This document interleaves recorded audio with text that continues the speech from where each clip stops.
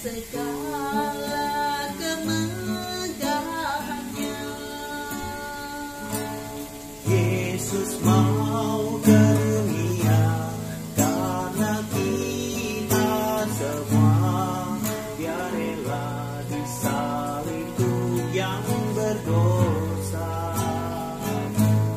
Yesus mau kita semua percaya kepadanya, terima anugerah keselamatannya.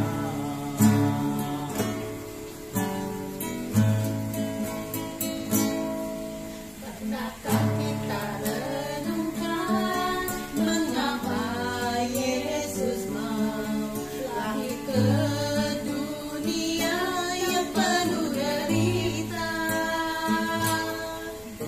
Bukankah di sorga Yesus penuh mulia dan segala kemegahannya?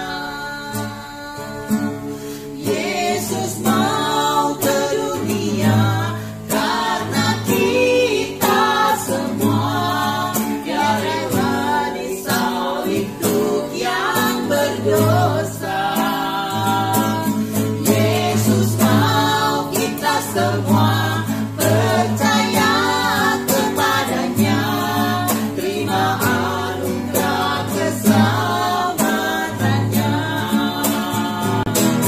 Yesus mau ke dunia karena kita semua, Dia rela disalib untuk yang berdosa. Yesus mau kita semua percaya kepadanya, terima anugerah keselamatannya. Yesus mau kita semua percaya kepadanya, terima anugerah keselamatannya. Agar kita tidak binasa.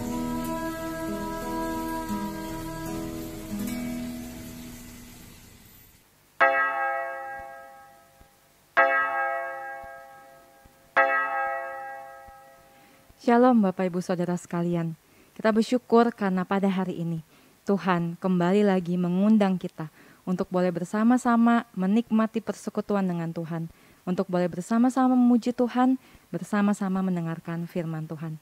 Mari Bapak Ibu Saudara, saat ini kita datang ke hadapan Tuhan, kita siapkan hati kita, diri kita sepenuhnya untuk boleh mengikuti ibadah pada hari ini. Mari kita bersaat teduh sejenak.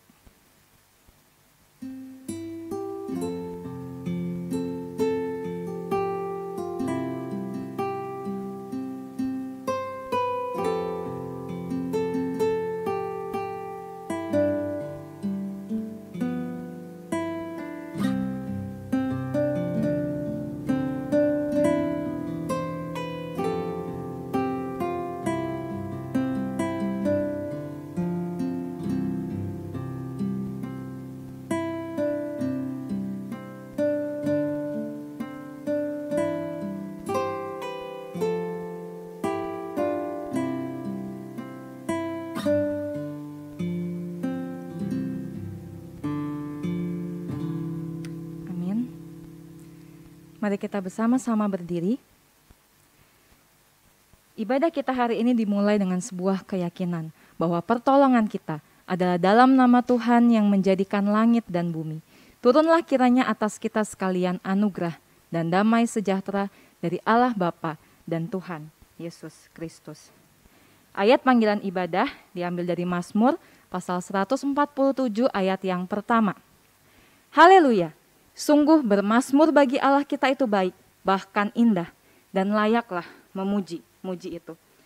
Mari saat ini kita masuk ke dalam hadirat Tuhan. Kita masuk ke dalam hadirat Tuhan yang kudus. Kita puji Dia, kita sembah Dia, kita muliakan Allah kita. Kita naikkan pujian, ku masuk ke hadirat-Mu.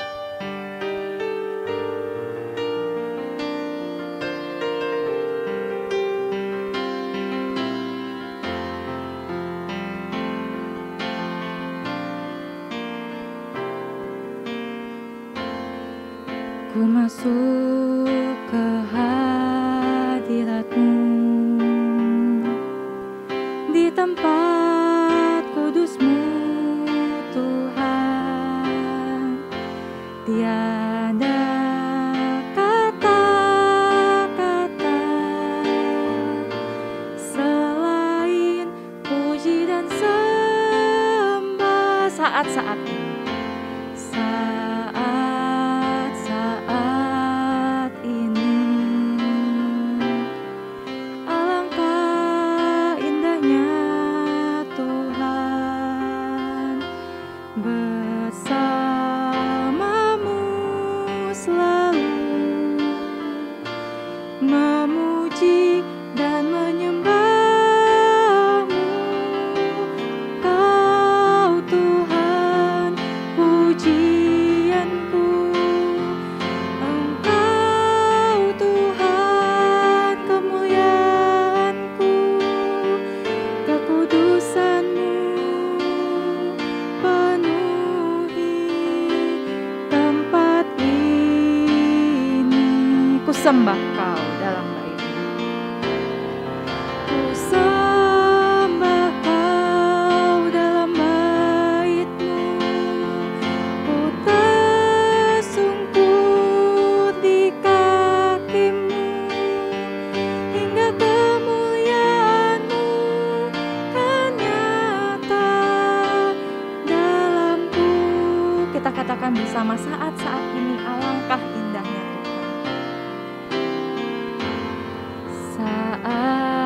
Saat-saat ini alangkah indahnya Tuhan bersamamu selalu, memuji dan menyembah-Mu. Engkau Tuhan pujianku, Engkau Tuhan kemuliaanku. Kekudusan-Mu penuhi tempat ini. Ku sembah Kau Tuhan. Ku sembah Kau dalam bait-Mu.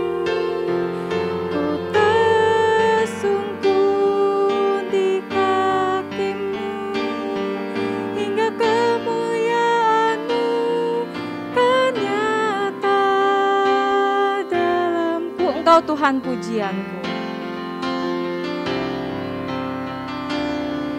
Engkau Tuhan pujianku, Engkau Tuhan kemuliaanku. Kekudusan-Mu penuhi tempat ini. Ku sembah Kau dalam bait-Mu. Ku tersungkur di kaki-Mu, hingga kemuliaan-Mu kan nyata dalamku. Hingga kemuliaan-Mu, hingga kemuliaan-Mu kan nyata dalamku. Mari kita masuk di dalam doa. Bapa di dalam surga, kami sungguh mengucap syukur untuk undangan Tuhan bagi setiap kami. Untuk kami boleh masuk ke dalam hadirat kudus-Mu Tuhan. Kami boleh memuji-Mu Tuhan. Kami boleh menikmati kemuliaan-Mu Tuhan. Ya Tuhan, biarlah Engkau yang boleh memimpin ibadah kami dari awal hingga akhirnya. Tuhan yang boleh mempersiapkan hati setiap kami yang saat ini hadir untuk boleh bersama-sama beribadah, menikmati persekutuan dengan Tuhan. Terima kasih ya Tuhan, kami menyerahkan ibadah kami ini ke dalam tangan-Mu. Di dalam nama Tuhan Yesus kami berdoa. Amin. Silakan duduk Bapak Ibu Saudara sekalian. Dalam ibadah kita hari ini, Tuhan juga mengundang kita untuk boleh datang ke hadapan-Nya mengakui segala dosa kita. Mari kita datang saat ini dengan kerendahan hati. Kita mohon Tuhan untuk mengampuni segala dosa kita. Sama seperti Keluaran pasal 34 ayat 9 berkata, tetapi ampunilah kesalahan dan dosa kami. Ambillah kami menjadi milik-Mu. Mari kita datang saat ini ke hadapan Tuhan. Kita sadar bahwa kita tidak layak untuk menghadap Tuhan. Tapi karena darah Kristus itu, kita dilayakkan dan bisa bersekutu dengan Tuhan saat ini. Mari kita naikkan pujian ini. Sebenarnya aku tak layak. Sebenarnya aku tak layak, namun ku diberi darah-Mu dan Engkau memanggil daku ya domba Allah.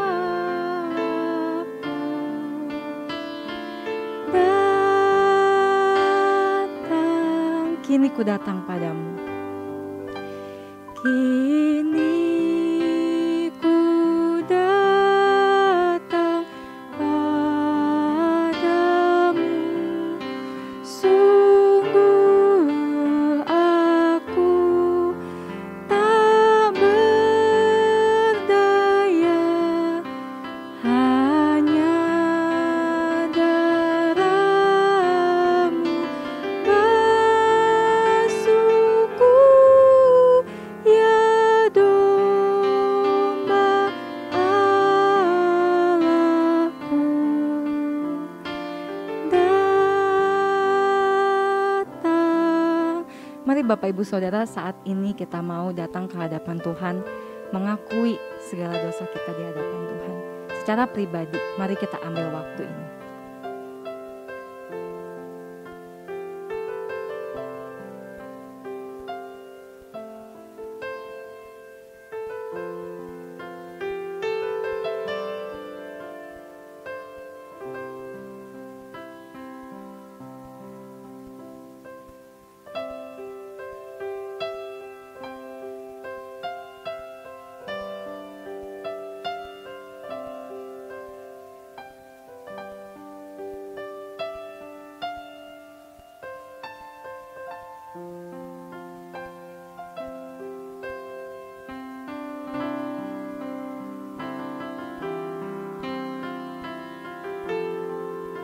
Mari kita sama-sama naikkan bait yang ketiga. Dengan kasih Kau terimaku, sucikanku dan selamatkanku.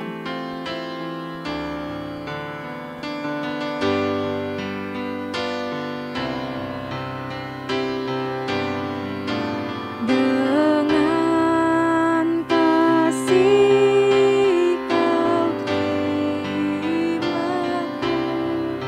sucikanku,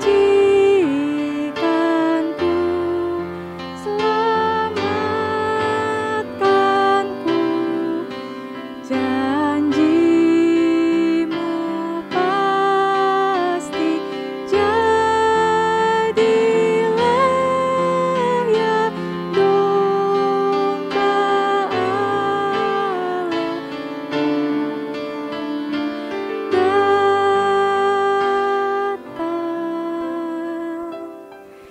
Mari kita berdoa. Bapa di dalam surga, kami sungguh datang ke hadapan-Mu saat ini, menyadari kelemahan kami, menyadari ya Tuhan bahwa kami begitu rentan untuk jatuh di dalam dosa. Ya Bapa, tidak ada hal yang tersembunyi bagi-Mu. Engkau tahu isi hati kami, Engkau tahu apa yang kami pikirkan. Tuhan, ampunilah kami untuk setiap perkataan kami, perilaku kami, pikiran dan bahkan isi hati kami yang tidak sesuai dengan apa yang Tuhan kehendaki. Ampuni kami ya Tuhan kalau kami belum hidup dengan sungguh-sungguh menyenangkan hati Tuhan.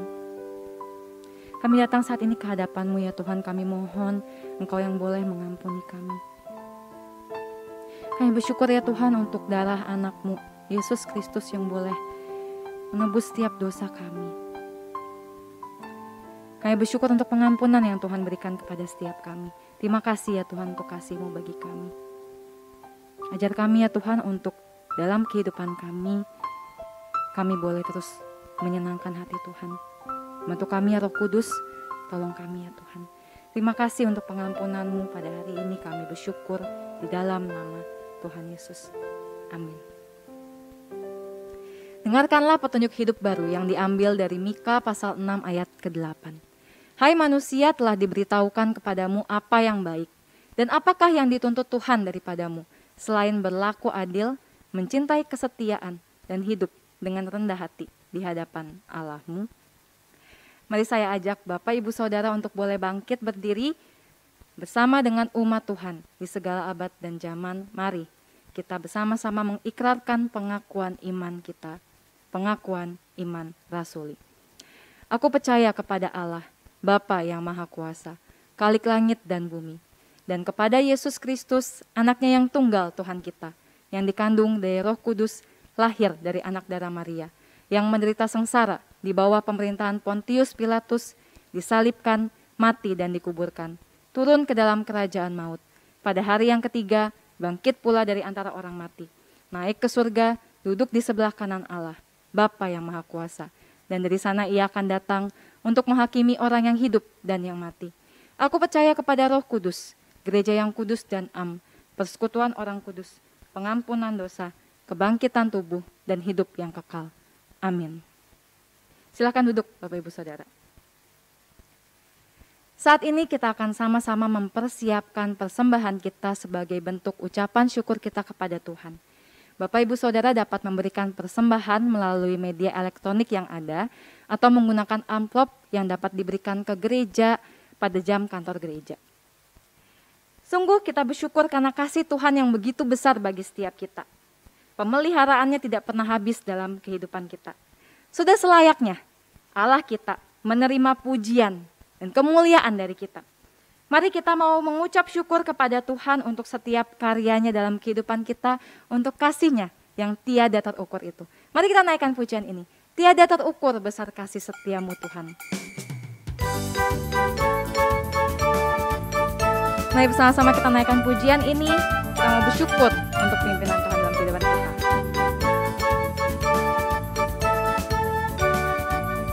Tiada terukur.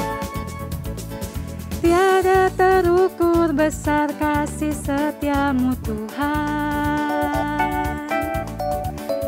Panjang dan lebarnya melebihi lautan. Jauh tinggi mengatasi langit. Jauh tinggi mengatasi langit. Dalamnya tak dapat ku selami. Kasih setiamu besar selamanya. Kasih setiamu besar. Kasih setiamu besar selamanya. Hatiku bersyukur. Hatiku bersyukur. Jiwaku memuji. Mulutku pun bersorak memuji Engkau. Yesus, ajaib perbuatanmu, besar anugerahmu, takkan berhenti ku memuji namamu. Tiada terukur besar kasih setiamu. Tiada terukur besar kasih setiamu Tuhan. Panjang dan lebarnya melebihi lautan. Jauh tinggi mengatasi langit. Dalamnya tak dapat ku selami. Kasih setiamu besar selamanya. Kasih setiamu besar selamanya. Hatiku bersyukur, jiwaku memuji. Hatiku bersyukur, jiwaku memuji. Mulutku pun bersorak memuji Engkau. Yesus, ajaib besar anugerah-Mu, takkan berhenti ku memuji nama-Mu. Tiada terukur besar kasih setia-Mu Tuhan. Panjang dan lebarnya melebihi lautan, jauh tinggi mengatasi langit, dalamnya tak dapat ku selami. Kasih setia-Mu besar selamanya. Kasih setia-Mu besar selamanya. Mari kita berdoa. Bapa di dalam surga, terima kasih. Kami sungguh bersyukur untuk kasih Tuhan yang tidak pernah habis dalam kehidupan kami. Kami datang saat ini ya Tuhan membawa persembahan syukur kami kepada Tuhan. Kiranya Tuhan Kau yang boleh memakai persembahan ini untuk pekerjaan-Mu Tuhan, baik di GKI Jambi maupun lebih luas lagi ya Tuhan di kota Jambi atau bahkan di Indonesia. Kami berdoa ya Tuhan, menyerahkan biarlah setiap diri kami ketika kami memberikan persembahan, kami terus ingat bahwa bukan hanya sekedar materi yang akan kami berikan kepada Tuhan, tapi seluruh kehidupan kami mau berikan kepada Tuhan untuk boleh Tuhan pakai menjadi kesaksian bagi banyak orang. Terima kasih ya Tuhan, kami bersyukur untuk berkat Tuhan, kami bersyukur untuk pemeliharaan Tuhan bagi setiap kami. Di dalam nama Tuhan Yesus kami berdoa. Amin. Mari Bapak Ibu Saudara, saat ini kita mau mempersiapkan hati kita untuk bersama-sama mendengarkan firman Tuhan. Firman yang memberi kita kekuatan di dalam kita menjalani kehidupan kita sehari-hari. Firman yang selalu benar dan tidak pernah salah. Firman yang adalah kehidupan bagi kita, setiap orang-orang Kristen, kekuatan bagi kita orang-orang Kristen. Mari kita siapkan diri kita. Kita mau mendengar suara Tuhan saat ini di hadirat Tuhan. Naikkan pujian ini, mendengar suara-Mu.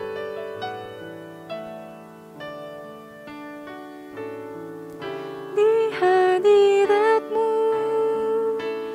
ku bersujud, menikmati kehadiran-Mu. Ku buka hati saat ini untuk mendengar suara-Mu. Di hadirat-Mu, di hadirat-Mu ku bersujud, menikmati kehadiran-Mu. Ku buka hati saat ini untuk mendengar suara-Mu. Firman-Mu Tuhan, firman-Mu Tuhan, ya sungguh benar, menerangi jalanku. Firman-Mu Tuhan membentuk hidupku. Ku bersyukur padamu. Di hadirat-Mu ku bersujud, menikmati kehadiran-Mu. Ku buka hati saat ini untuk mendengar suara-Mu. Firman-Mu Tuhan, firman-Mu Tuhan, ya sungguh benar, menerangi jalanku. Firman-Mu Tuhan membentuk hidupku. Ku bersyukur padamu. Di hadirat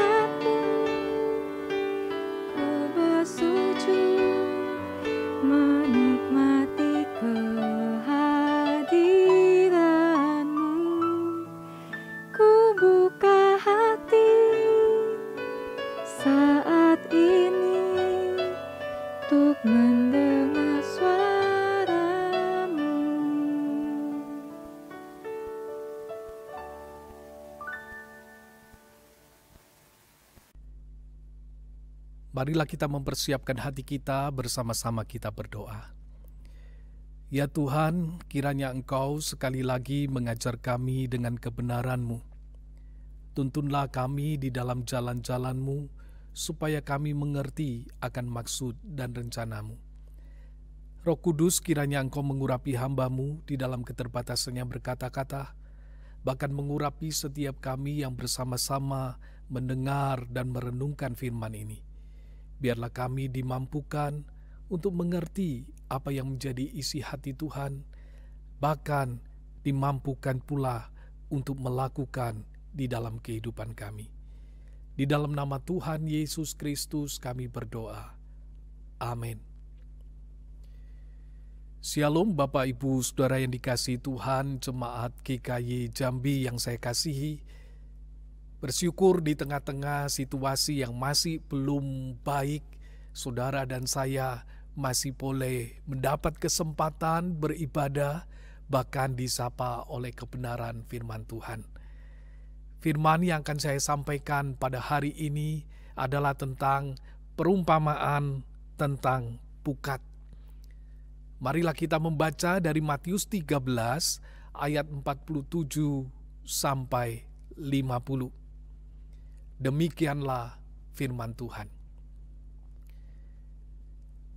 Demikian pula hal kerajaan sorga itu seumpama pukat yang dilabuhkan di laut, lalu mengumpulkan berbagai-bagai jenis ikan. Setelah penuh, pukat itu pun diseret orang ke pantai, lalu duduklah mereka dan mengumpulkan ikan yang baik ke dalam pasu, dan ikan yang tidak baik mereka buang. Demikianlah juga pada akhir zaman, malaikat-malaikat akan datang memisahkan orang jahat dari orang benar, lalu mencampakkan orang jahat ke dalam dapur api. Di sanalah akan terdapat ratapan dan kertakan gigi. Sampai demikian pembacaan firman Tuhan. Saudara sekalian, kecanggihan dunia teknologi saat ini bisa membuat orang jadi lebih mudah untuk memanipulasi gambar. Apa yang tidak menarik diubah menjadi gambar yang luar biasa. Apakah itu penampilan fisik atau bahkan peristiwa-peristiwa tertentu? Ada beberapa foto yang fenomenal, ternyata itu hanyalah hasil editan. Heboh ditemukannya seekor singa hitam, ternyata hanyalah hasil editan. Foto pilot yang selfie dari jendela pesawat, ternyata sebenarnya tidak demikian. Dia selfie waktu masih di landasan. Gambar para fotografer yang dikejar-kejar beruang, ternyata juga hasil editan dengan menambahkan beruang di dalam foto mereka. Kecanggihan teknologi ini membuat orang susah membedakan mana foto yang asli dan mana yang palsu. Apalagi saudara jikalau hasil editannya itu sangat halus. Namun seorang ahli akan tahu apakah foto itu asli atau editan. Seorang ahli akan bisa mengenalinya. Dan pada saat terbuka kepalsuannya tentu akan memalukan, bukan? Para penghuni dunia maya bisa menghakimi mereka, mencaci maki mereka, bahkan bisa masuk ranah hukum jikalau itu digunakan untuk menipu orang lain. Demikian pula dengan kumpulan para murid Kristus, saudara. Membedakan murid yang sejati dan murid yang sekedar murid-muridan atau tidak sungguh-sungguh murid, itu kadang juga tidak jelas. Ada yang betul-betul Kristen, ada yang Kristen-Kristenan. Ada yang beranggapan bahwa memiliki agama Kristen dianggap sudah cukup, atau setiap minggu ke gereja itu dianggap sudah menjadi sebuah tanda murid Kristus yang sejati. Benarkah demikian? Tentu tidak. Namun saudara, mereka itu ada di tengah-tengah umat. Tidak heran kita menjumpai orang Kristen yang tidak bertumbuh, atau orang Kristen yang kemudian meninggalkan imannya. Bahkan ada orang-orang yang mengaku Kristen tetapi menyesatkan umat. Di Di gereja kita juga dapat menemukan orang-orang yang memberikan pengajaran dengan tidak bertanggung jawab, bahkan menyesatkan, tapi masih menggunakan nama Kristen dan mengatasnamakan nama Tuhan. Namun saudara jangan lupa, Tuhan itu mengetahui, Tuhan itu mengenal mana umatnya dan mana yang tidak atau belum menjadi umatnya. Di dalam perumpamaan tentang kerajaan Allah, Yesus itu beberapa kali menyatakan bahwa di tengah-tengah kumpulan umat kerajaan Allah itu bisa jadi tidak semuanya benar-benar umat. Atau masih ada orang yang tidak sungguh-sungguh siap menjadi umat kerajaan. Ada yang hatinya itu bagaikan tanah yang subur, tapi ada pula yang hatinya bagaikan tanah yang kurang baik. Nantinya itu akan kelihatan apakah firman yang diberikan itu bertumbuh dalam hidupnya atau tidak. Di tengah-tengah umat yang digambarkan sebagai gandum, ternyata ada juga lalang yang tumbuh bersama-sama. Yang pada akhirnya saat penuaian tiba, lalang itu akan dicabut dan akan dibakar. Dalam perumpamaan yang tadi kita baca, Yesus juga menggambarkan hal kerajaan sorga itu seumpama pukat yang dilabuhkan di laut. Lalu mengumpulkan berbagai jenis ikan. Saudara, sebagian besar murid-murid Yesus itu adalah nelayan. Ketika Yesus menceritakan perumpamaan ini, mereka pasti bisa memahaminya dengan jelas. Ada berbagai macam metode menangkap ikan pada zaman Yesus. Tetapi metode yang sering digunakan adalah penggunaan pukat ini. Biasanya saudara, tinggi jala kira-kira 2 meter dan panjangnya lebih dari 100 meter. Bagian atas jala itu ditahan oleh beberapa pelampung dan bagian bawahnya diberi beban. Proses menangkap ikan dengan pukat ini biasanya membutuhkan kerjasama dari 6 orang atau lebih. Ada yang mendayung, yang lain menarik jalanya, dan yang lainnya lagi memukul air supaya ikannya masuk ke jala. Kadang-kadang saudara, nelayan juga mengikat salah satu ujung jala di pantai, sementara sebuah perahu menarik ujung yang lain menuju ke danau, berlayar sekitar setengah lingkaran, dan membawa jala tersebut kembali ke pantai. Dan jala itu menarik ikan-ikan yang tersangkut di sana. Atau kadang mereka juga dapat menggunakan 2 perahu keluar dari pantai bersama-sama, membentuk setengah lingkaran dengan jalanya, dan menarik jala bersama-sama untuk menangkap ikan dan mengumpulkan ikan-ikannya ke dalam perahu. Ketika jala itu ditebarkan, nelayan-nelayan tersebut akan menarik semua ikan yang terperangkap di dalamnya. Dan mereka tidak bisa memilih ikan-ikan yang masuk di dalam pukat mereka, bukan? Dan itu adalah sesuatu yang umum di dalam dunia perikanan ini, saudara.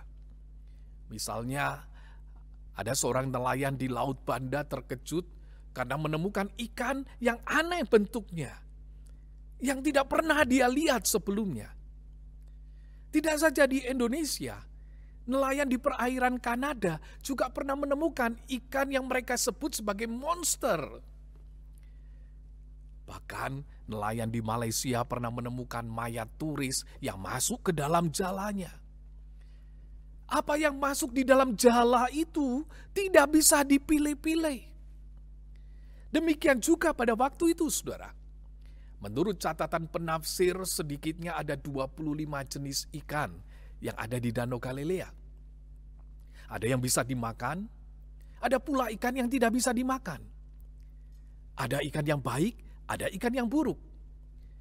Menurut hukum orang Yahudi yang berhubungan dengan makanan, ada ikan yang dinyatakan haram untuk dimakan, yaitu ikan yang tidak bersirip dan ikan yang tidak bersisik.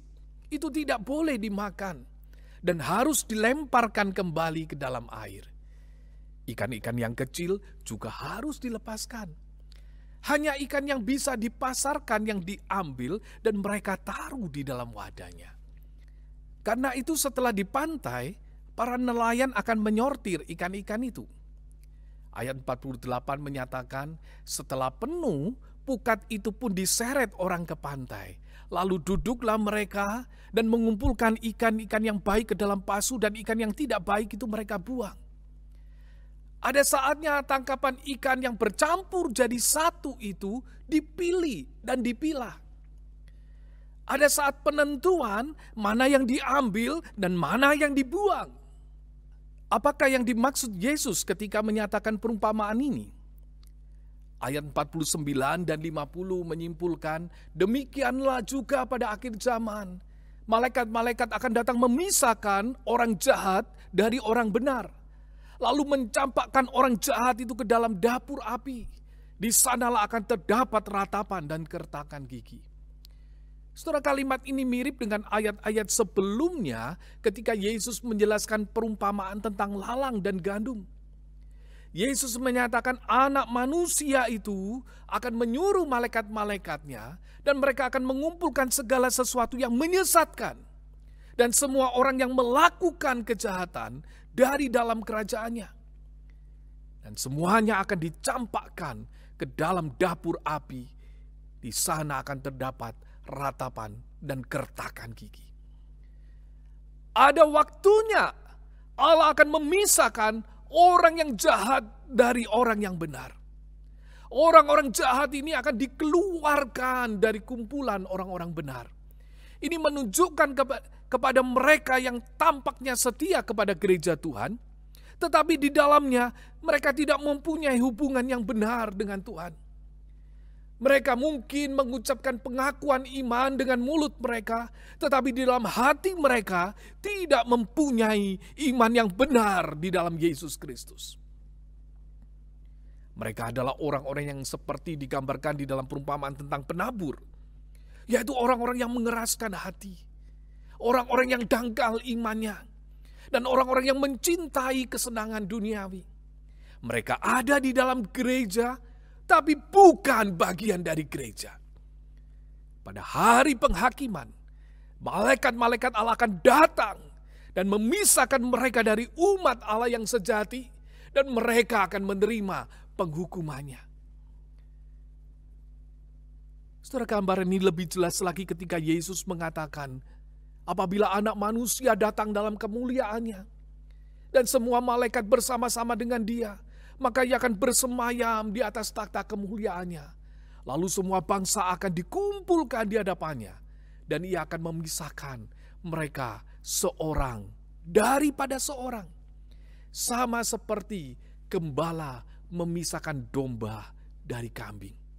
Dan ia akan menempatkan domba-domba di sebelah kanannya dan kambing-kambing itu di sebelah kirinya. Setelah tentu gambaran ini bukanlah gambaran yang kita sukai. Kita suka dengan gambaran Yesus yang menggendong domba-dombanya.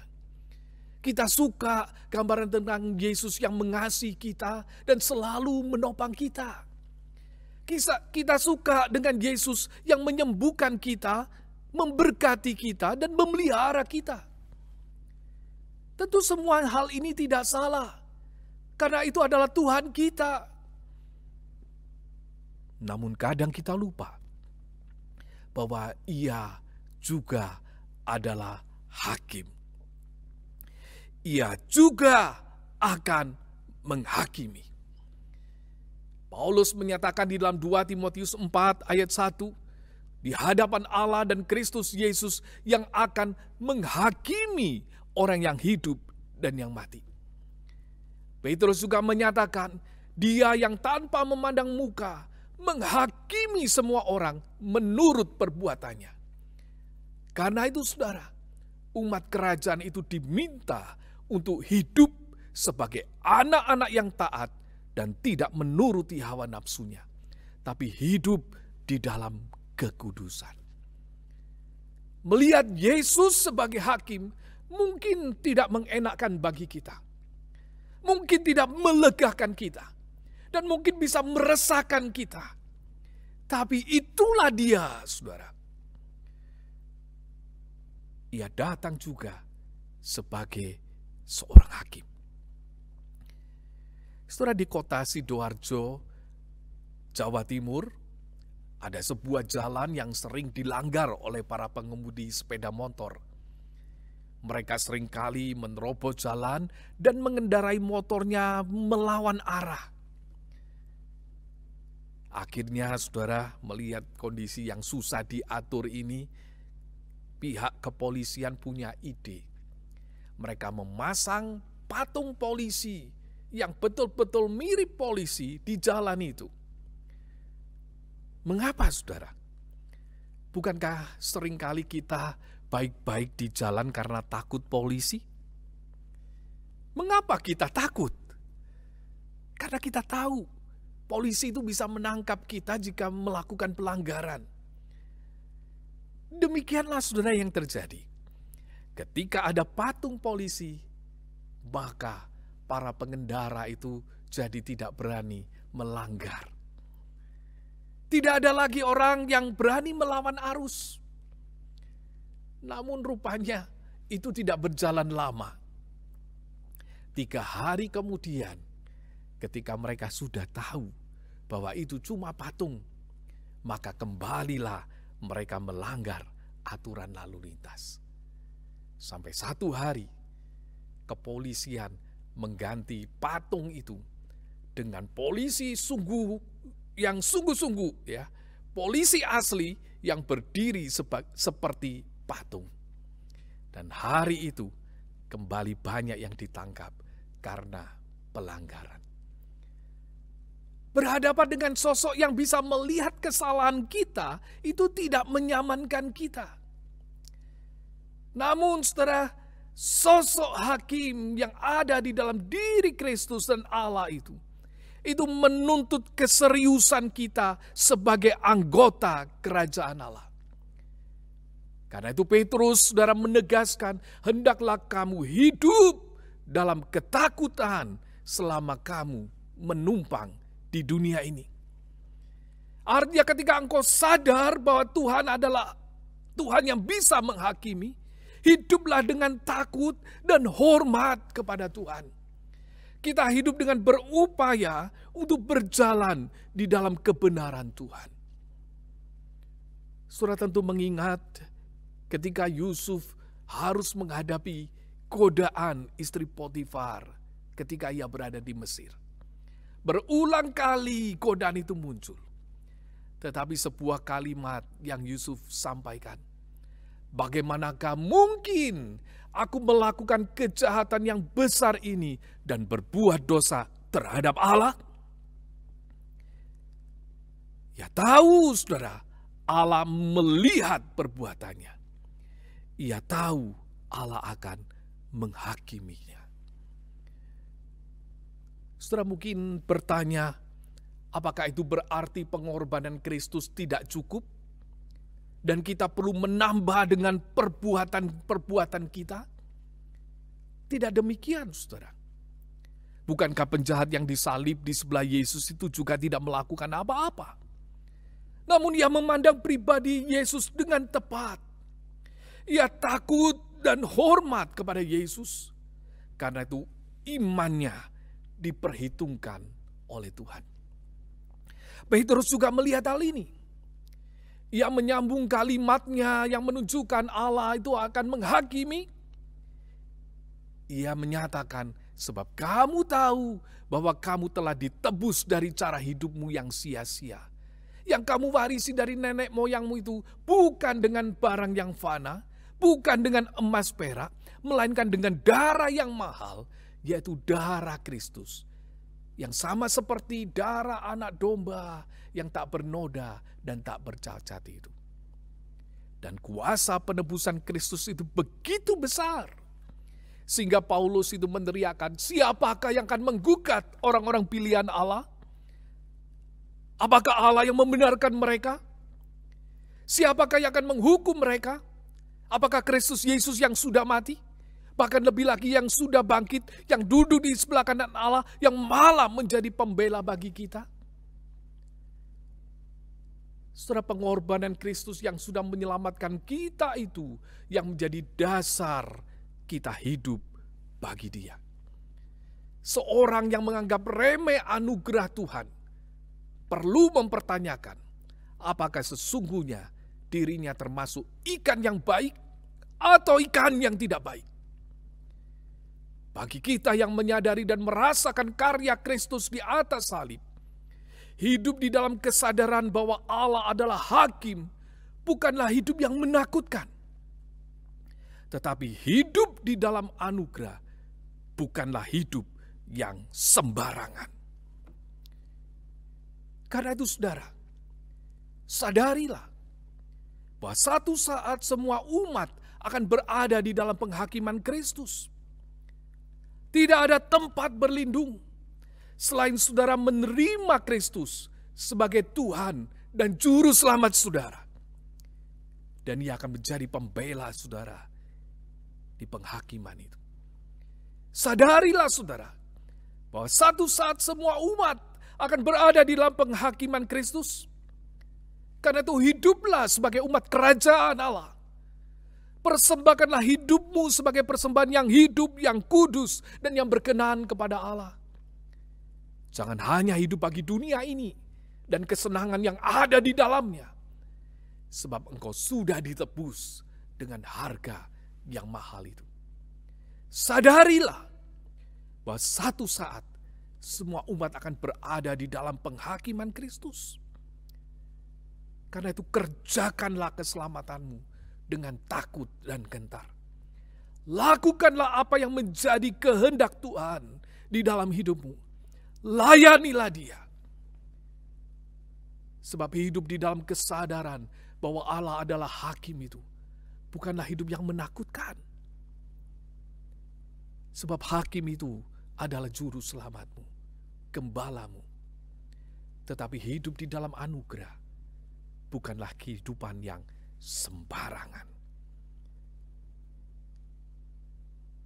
Biarlah Tuhan boleh menolong saudara dan saya menyadari kebenaran ini dan hidup dengan gentar di hadapan Tuhan. Amin.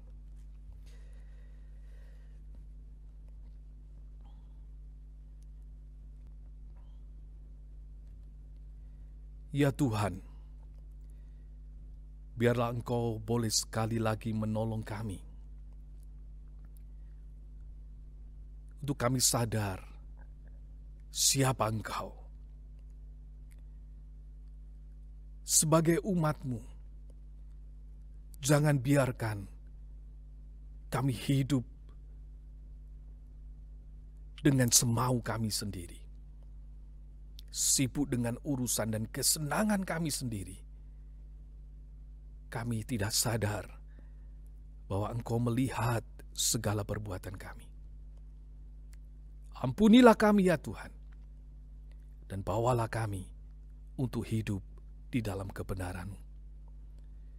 Dan jikalau ada Tuhan hari ini, ada orang-orang yang belum menerima Engkau sebagai Tuhan dan Juru Selamat, biarlah mereka juga boleh sadar mereka menghadapi penghakiman. Roh Kudus bukalah hati mereka untuk menerima Kristus sebagai Tuhan dan Juru Selamat. Dan kehidupan mereka boleh dipersembahkan kepada Tuhan.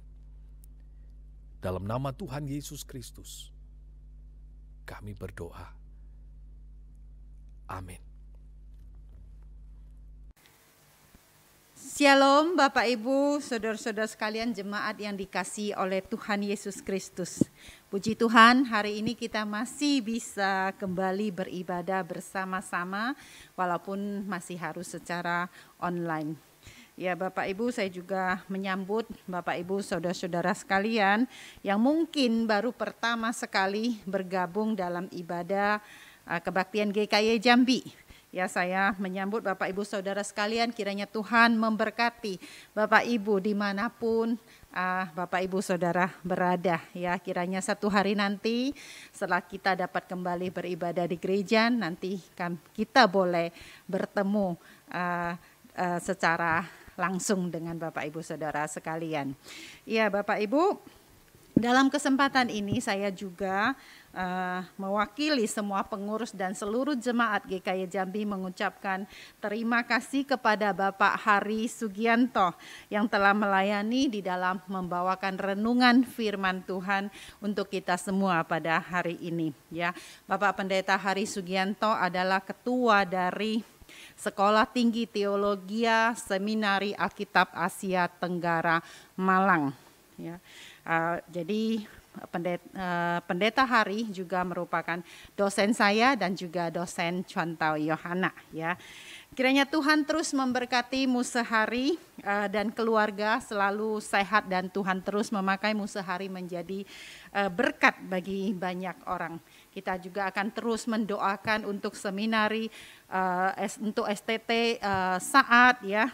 Kiranya STT Saat terus dipakai Tuhan untuk membentuk hamba-hamba Tuhan yang berkualitas, yang baik, yang dipakai Tuhan untuk mengabarkan Injil ke seluruh dunia. Ya, terima kasih sekali lagi Musa Hari, Tuhan memberkati. Ya, Bapak Ibu Saudara sekalian, kembali saya mengingatkan semua jemaat untuk hari Rabu ini nanti kita ada persekutuan doa di tengah minggu hari Rabu pukul 18.30 ya. Kemudian hari Minggu depan kita akan kembali mengikuti kebaktian melalui channel GKY Mangga Besar Jakarta ya. Demikian Bapak Ibu pengumuman dari saya, beberapa pengumuman yang lain Bapak Ibu dapat lihat di slide-slide yang akan kami tayangkan setelah kebaktian ini nanti ya. Baik Bapak Ibu Saudara sekalian, warta sampai di sini kita akan tutup ibadah kita pada hari ini. Saya akan membacakan ayat pengutusan untuk Bapak Ibu Saudara sekalian. 2 Petrus pasal 3 ayat 18 berbunyi demikian. Tetapi bertumbuhlah dalam kasih karunia dan dalam pengenalan akan Tuhan dan Juru Selamat kita, Yesus Kristus. Baginya lah kemuliaan sekarang dan sampai selama-lamanya. Doksologi.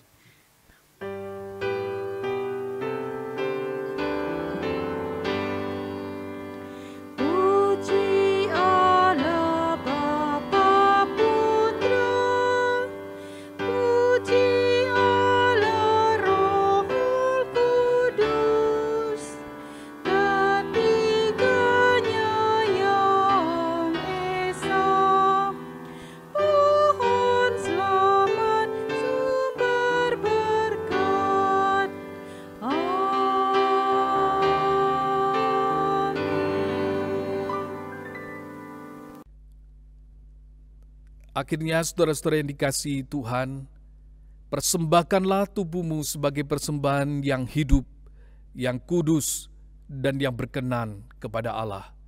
Sebab itu adalah ibadahmu yang sejati. Pulanglah dan terimalah berkat Tuhan. Tuhan memberkati engkau dan melindungi engkau. Tuhan menyinari engkau dengan wajah-Nya dan memberikan engkau kasih karunia. Tuhan menghadapkan wajah-Nya kepadamu dan memberi engkau damai sejahtera, sekarang dan sampai selama-lamanya. Amin.